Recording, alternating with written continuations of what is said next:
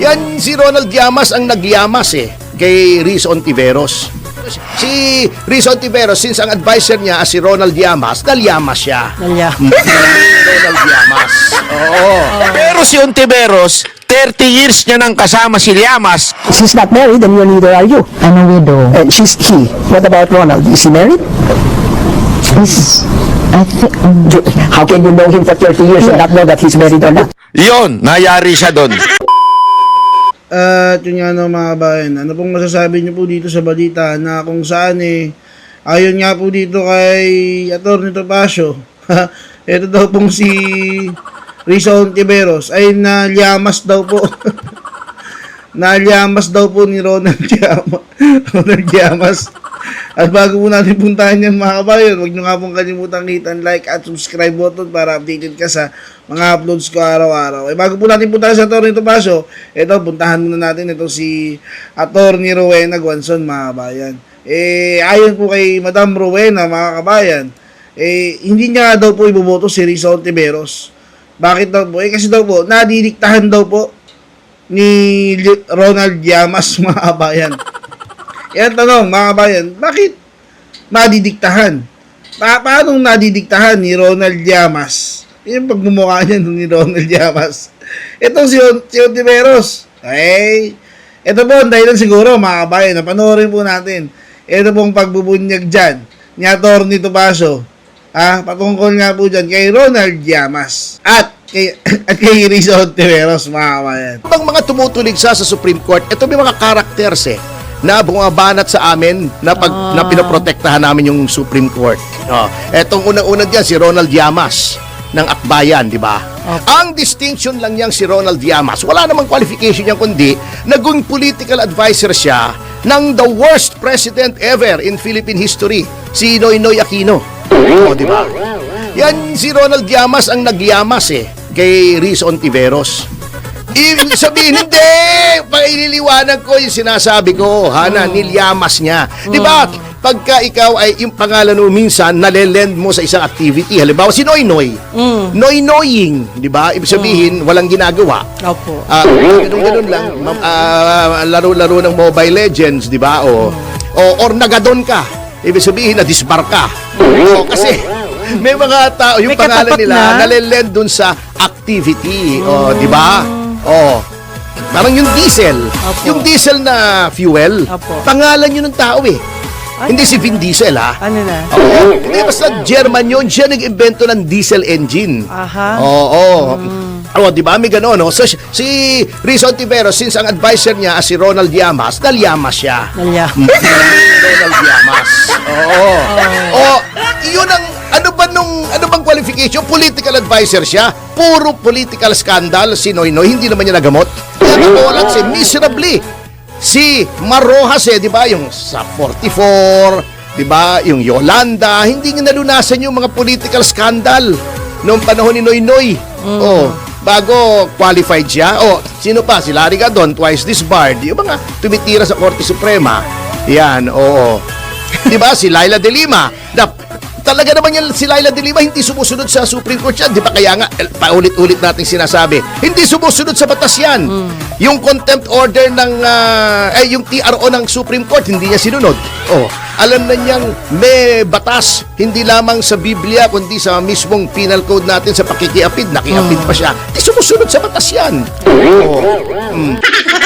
Ladies and gentlemen, may lumabas at nagulat ako. Tingnan ninyo ito lumabas. Hindi po ito AI hindi po ito AI. Ito po yung lumang interview na kinumpile ng isang tao at may lumabas. Tingnan ninyo kung totoo o hindi. Ako din, hindi ako sure kung totoo o hindi. Pero ang lupit nito. You are going, Yan you are going. Ronald Llamas. So parang dinediretso na ni Madam. Isa pa ito si Munsud, di ba? Mahirap din tong kausap. Naku po. You are going with Ronald Llamas. Tingnan nyo sagot ni Ontiveros Kayo na magsabi kung totoo o hindi. What? Secretary Ronald ay matagal kong kasama sa ating kilusan. Comrade, colleague, at so, kasama ko pa rin siya hanggang 3 dekada na kaming magkakaibigan. No offense, he's not married, and neither are you. I'm a widow. And she's he. What about Ronald? Is he married? Is, I think, How can you know him for 30 years and not know that he's married or not? Pak! Sa pool! yun yung malupit eh. Alam mo yung mga, ito hindi man natin kakulay ito si Munsod. Sa totoo lang pero ang lupit magtanong nito. Ako na-witness ko ito eh. Ang na-witness ko ito na yung sa mismo sa studio, sa TV studio, nagpunta ako na siya yung tapos ito yung nagtatanong. Grabe, ang lupit nitong alin to. Ang lupit nun eh. Kasi dito nabuking siya eh. Nabuking siya eh. Ang issue dito, are you going with Llamas? Ang sagot niya, what? Tingnan niya yung paano, naalala ko tuloy yung mga, hindi ko sinasabi nagsisinungaling si Ontiveros dito pero naalala ko yung mga nagsisinungaling ng asawa. Alam mo yung mga nagsisinungaling na asawa, yung galing sa labas, tapos uminom, tapos sasabi, pag tinanong ng asawa, ba't ngayon ka la? Siguro ng babae ka. Sabi, ano? Utang! Siya pa galit, di ba? Siya pa galit na pinagbintangan siya ng babae, pero sa totoo lang, galing siya doon sa kabit niya. Di ba? Ano yun? Ano siya sabi mo dyan? Yung mga ganung reaction, hindi, alam mo, yung mga kalalakihan na nanonood sa aking may kabit ngayon, alam yan. At yung mga kababaihan na kabit ngayon, alam din po yan. Yung ganyan dahilan na, ano yun? Ano yun? Tignan yung reaction ni Ontiveros Ronald Llamas. what? What? Secretary Ronald, Pero makinis pa si Ontiveros dito Bata-bata pa siya dito. Kung totoo, hindi ko sure Again, hindi ko sure kung totoo. Kung totoo na naging sila ni Llamas, naku. Apakaswerte ni Llamas dyan. Hindi. Sa itsura ni Llamas, kahit sino maging jowa, swerte. Swerte ni Llamas, hindi swerte ng jowa. Alam mo kasi ako, yan ang isang hobby ko Totoo, walang biro. Hobby ko yan. Hindi man babae po. Ang makinig muna kayo kasi kayo, mga bintangero kayo Hobby ko, umupo ng mall. Uupo ako ng mall, titingin ako ng mga magjojowa. Tapos sasabihin ko sa inyo kung sino ang swerte at hindi. Halimbawa, kita ko yung jowa, magdalawang jowa. Pangit yung lalaki, kunwari, tapos maganda yung babae. Sasabihin ko, swerte nung lalaki, Pangit nung babae, ang ganda nung babae, pangit. Ganun ako sa mall, nanonood. Kaya, huwag kayong dadaan sa harap ko kung dala-dala yung jowa nyo, O kaya, sasabihin ko naman, pangit yung babae, ang ganda nung lalaki. Ay, swerte nung babae, laki nung nung lalaki, laki nung muscle. Diba? Dito, kahit sino i-partner mo kay Llamas, ang swerte nung ni Llamas.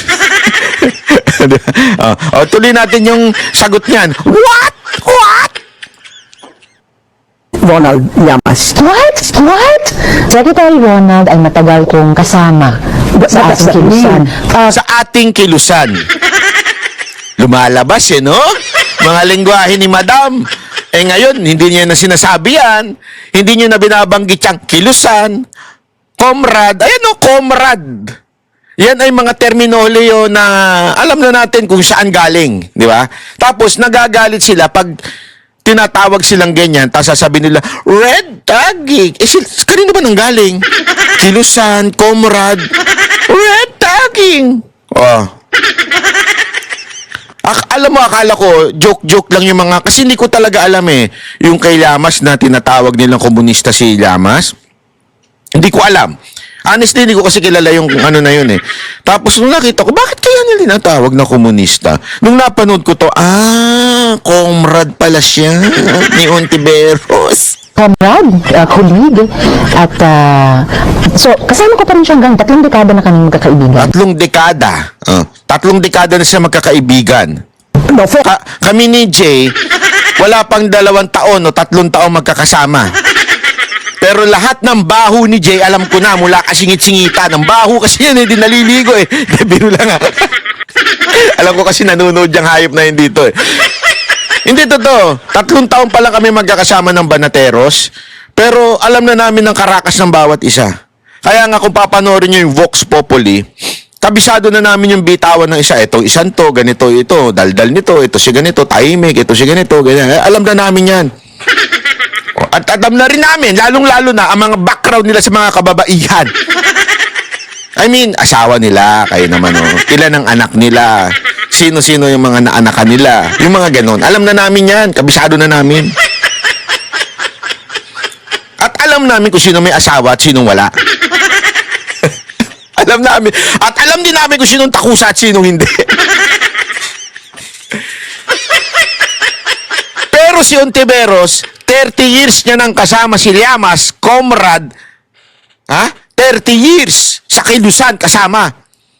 Nung tinanong, She's not married, and neither are you. I'm a widow. And she's he. What about Ronald? Is he married?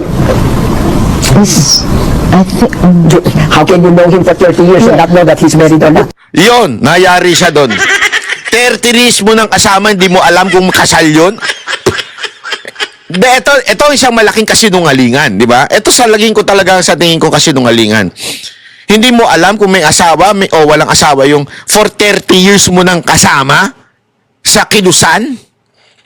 Kasama't mo sa Kilusan. Eh kami nga, kasama lang namin sa Banateros, alam na namin ng lahat eh. Wala pang 3 taon. Pag nagkikita kami once a week. Di ba? Pero alam na namin lahat kung sino may asawa, kanino kami mag-iingat, sino hindi namin iimbitahan, ganun. Kasi alam namin, yung isa't isa, 3 years pa lang or less than 3 years kami magkakasama. Ikaw 30 years, hindi mo alam may asawa? Nagtinginan pa sila ni ano. Isa pa yung isang yun. Alam mo ba't ito mga mga kakampwit, no, mga pinklawan, mga dilawan, pare-pareho sila ng karakas ng lifestyle ng buhay, no? Ba't kaya? Hindi natin alam. Nagsimula yan dun sa kapatid ng presidente ni wala akong sinasabi. he's separated.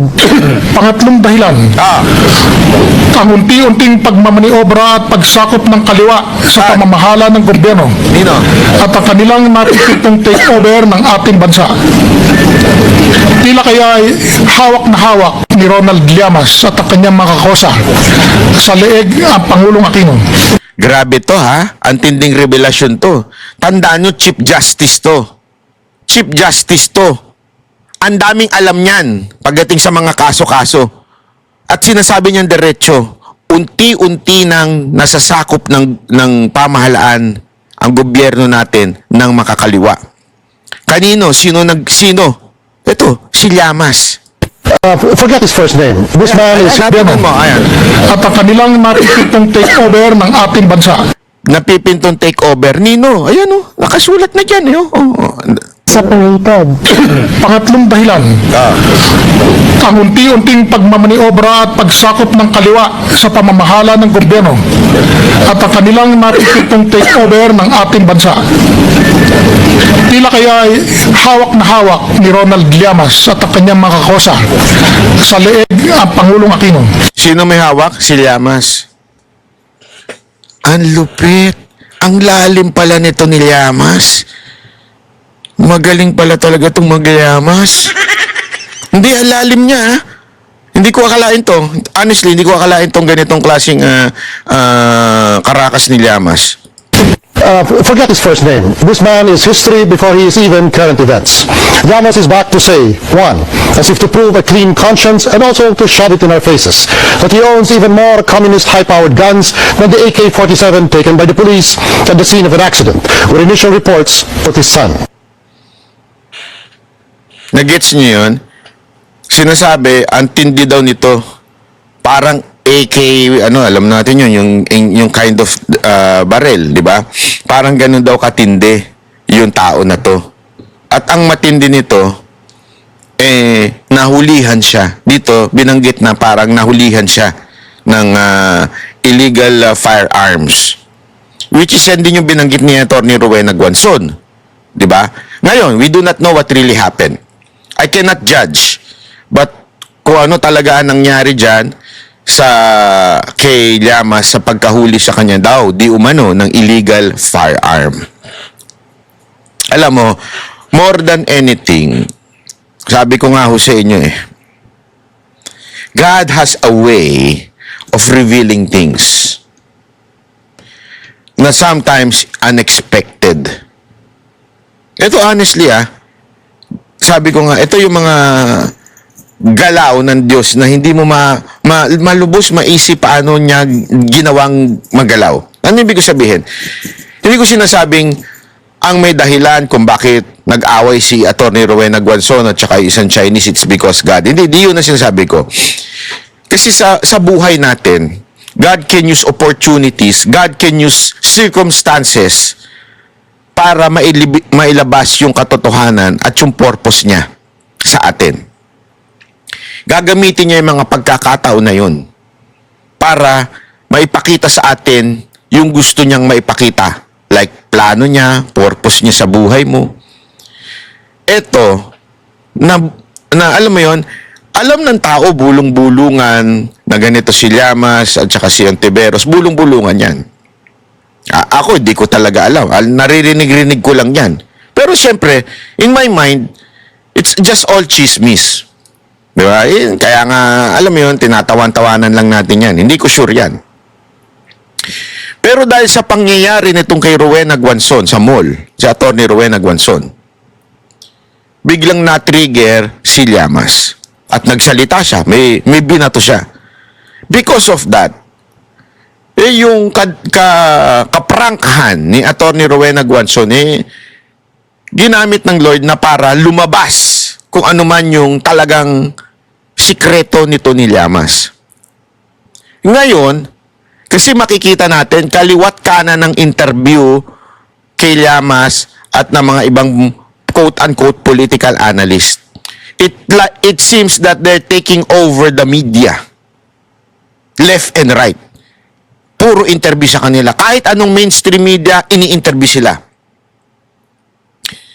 And maybe, I'm not sure. Ito'y ginamit to show to us that this person has an agenda. Ano yung agenda na yun? Sa tingin ko, maybe, yung left o yung makakaliwang prinsipyo o yung ideolohiya ng komunista. Which hindi ako nagsabi, again, yung pong video ay malinaw po na sinabi ho mismo ni dating Chief Justice yung interview.